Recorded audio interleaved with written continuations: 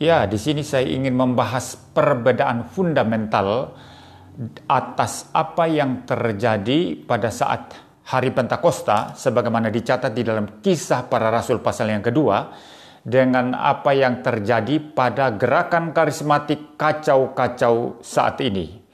Nah, saya mencatat ada 3 perbedaan fundamental antara keduanya, ya. Yang pertama itu bagaimana menggunakan apa yang disebut sekarang sebagai bahasa roh.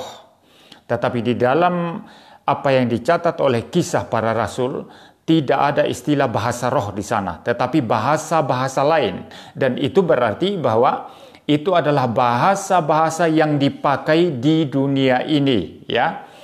Mungkin saya membaca dulu Kisah Para Rasul 2 ayat 1 sampai dengan yang keempat.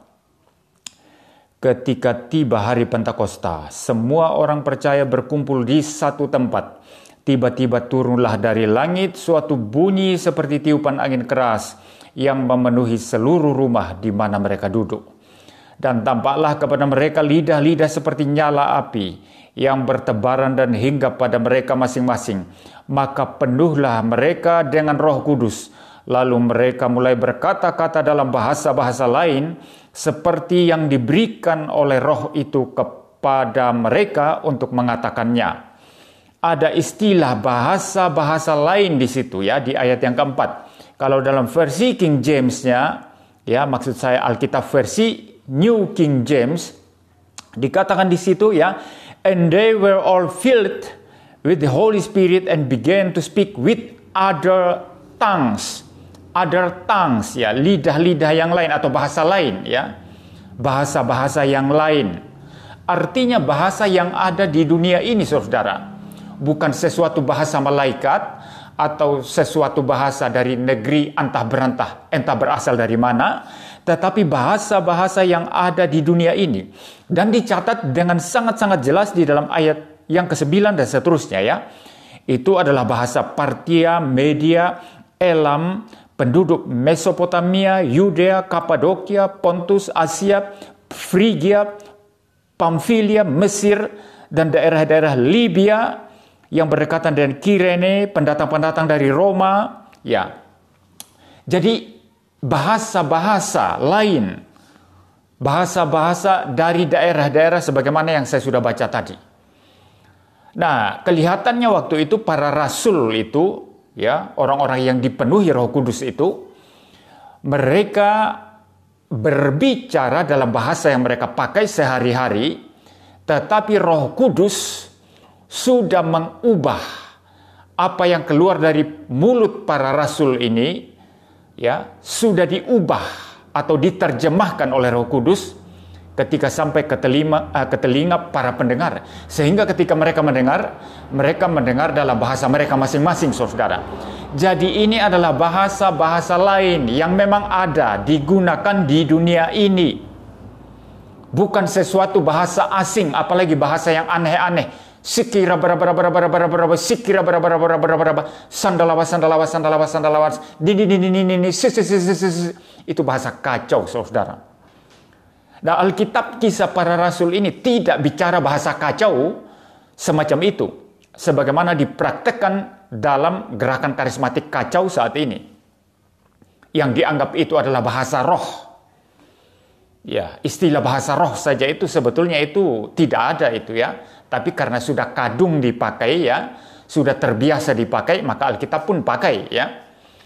Tetapi yang dimaksud bahasa roh itu bahasa lain. Bahasa orang-orang yang ada di dunia ini, saudara.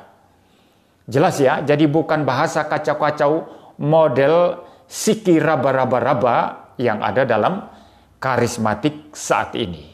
Itu perbedaan fundamental yang pertama. Yang kedua, saudara-saudara, akibat kepenuhan Roh Kudus pada saat Pentakosta, ketika Roh Kudus itu turun berupa lidah-lidah api, turun ke atas para rasul dan orang-orang yang sedang berkumpul itu, maka ketika mereka dipenuhi oleh Roh Kudus, mereka berbahasa lain, dan situasinya, kondisinya sangat-sangat tertib.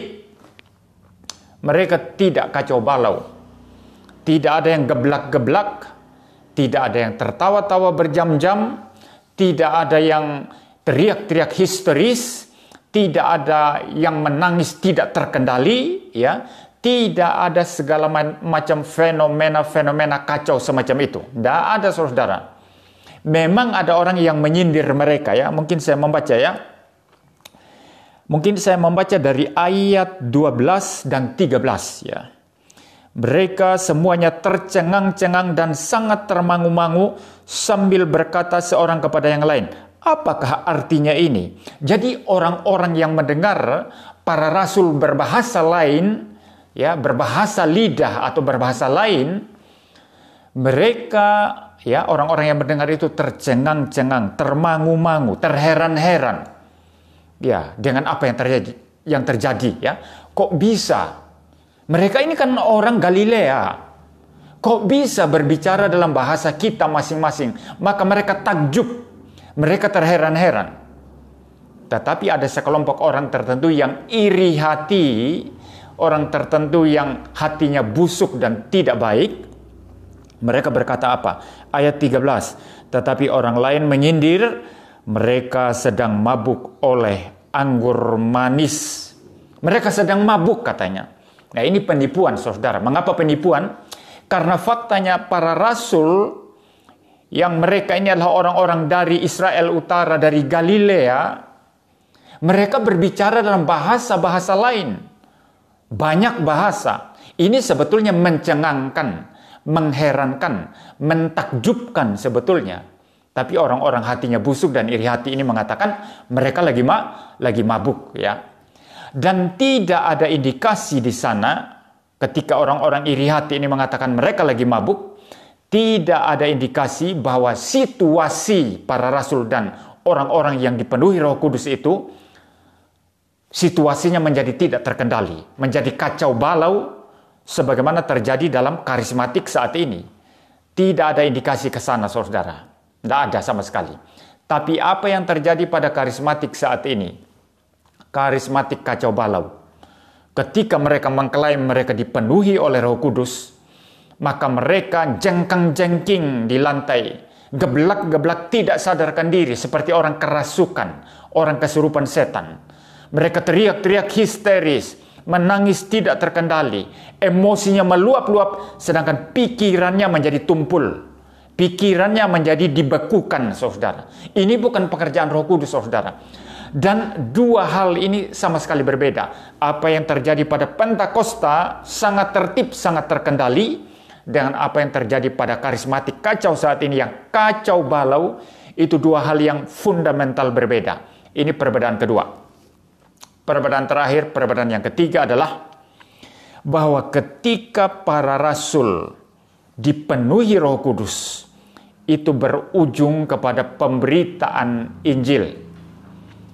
Seorang dari antara para rasul, yaitu Petrus, bangkit lalu memberitakan Injil, saudara. Itu saudara bisa baca di dalam Kisah Para Rasul 2 ayat yang ke-14. Dikatakan di sana, maka bangkitlah Petrus berdiri dengan ke-11 rasul itu. Dan dengan suara nyaring, ia berkata kepada mereka, hai kamu orang Yahudi dan kamu semua yang tinggal di Yerusalem, ketahuilah dan camkanlah perkataanku ini, dan seterusnya. Petrus berkhotbah dan inti khotbahnya adalah bicara Yesus Kristus. Bicara Yesus Kristus yang menyelamatkan. Ya, dari sini nanti muncul, ya, satu doktrin teologi yang begitu indah mengenai Kristus yang berkorban, Kristus yang diutus dan dikorbankan untuk penebusan dosa. Barang siapa yang percaya kepada Yesus Kristus pasti diselamatkan. Dan setelah Petrus berkhotbah, 3.000 orang bertobat. Ini pekerjaan Roh Kudus, saudara. Jadi orang-orang yang dipenuhi Roh Kudus itu akan memberitakan Injil, dan inti pemberitaan Injil adalah Yesus Kristus yang menyelamatkan. Yesus Kristus sang juru selamat, saudara. Nah, itu yang terjadi pada saat Pentakosta. Lalu apa yang terjadi pada karismatik kacau saat ini? Setelah mereka mengklaim mereka dipenuhi Roh Kudus, lalu pendetanya mulai tiup-tiup orang. Terima Roh Kudus, terima Roh Kudus. Lalu kemudian mulai mengeluarkan nubuat-nubuat, perkataan-perkataan yang mereka klaim langsung terima dari Tuhan. Mereka berkata, God told me, God told me. Tuhan berkata kepada saya, Tuhan berkata kepada saya, Tuhan berkata kepada saya. Lalu mereka mulai menubuatkan hal-hal yang aneh-aneh, yang sama sekali tidak penting dan tidak perlu. Saudara, karena jikalau engkau mau mengetahui apa yang terjadi, yang sudah terjadi, yang sedang terjadi dan akan terjadi perihal pekerjaan Tuhan dan gereja Tuhan, semua sudah lengkap di Alkitab. Anda harus baca Alkitab. Semua lengkap di sini. Tetapi mereka ini mengaku mengklaim dipenuhi Roh Kudus, lalu mulai bernubuat palsu dan lain sebagainya. Saudara, sekarang di media sosial itu bertebaran begitu banyak nubuatan-nubuatan palsu, saudara.